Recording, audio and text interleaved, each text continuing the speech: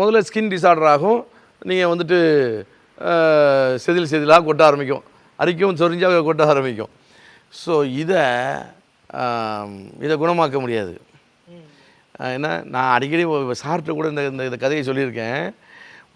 ஒரு பொண்ணு இங்கே வந்தாங்க, வந்து அவங்க க்ளவுஸ் இதெல்லாம் போட்டுக்கிட்டு இருக்காங்க. எல்லாம் முகத்தில் மட்டும் இல்லை, பாக்கி உடம்பு பூரா அவங்களுக்கு ஆனால் ரொம்ப அவங்க ஃபாரினில் இருக்காங்க.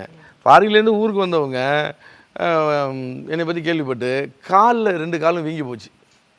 இது ஃபஸ்ட்டு ஸ்கின்னை டிஸார்டர் பண்ணி அப்புறம் தன்னுடல் தாக்கு நோயாக ஆட்டோஇம்யூன் டிசீஸாக மாறிடும். சோரியாசிஸாக வந்து சோரியாட்டிக் ஆர்த்ரைட்டிஸாக டெவலப் ஆயிடும். இப்போ அவங்களுக்கு டெவலப் ஆகிட்டு இப்போ அவங்க வந்துட்டு இந்த காலை வந்துட்டு வீக்கமாகிடுச்சு, இதை சரி பண்ணுங்கள் சார்னு வந்து காலை காட்டுறாங்க. காலை பார்த்தா கால் வீங்கி இருக்குது. அப்போ காட்டும்போது தான் பார்க்குறேன் சோரியாசிஸ். என்னம்மா இவ்வளோ அதிகமாக இருக்குது அப்படின்னு. அது நான் பார்க்காத வைத்தியம் இல்லை சார். கஷ்டம். என்ன பார்க்காத வைத்தியம் இல்லை, அது குணமாக்க முடியாதுங்கிறது எனக்கும் தெரியும். இந்த வீக்கத்தை மட்டும் சரி பண்ணுங்க. யாருமா சொன்னால் குணமாக்க முடியாதுன்னு?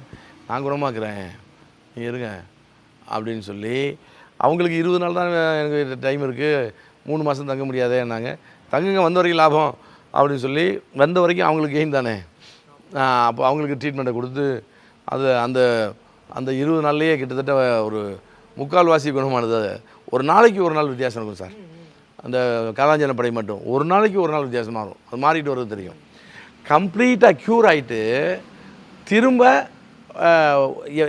நான் 3 மாதம் சொல்கிறேன்ல சார், மோஸ்ட்லி 2 மாதத்தில் குணமாயிடும் சார்.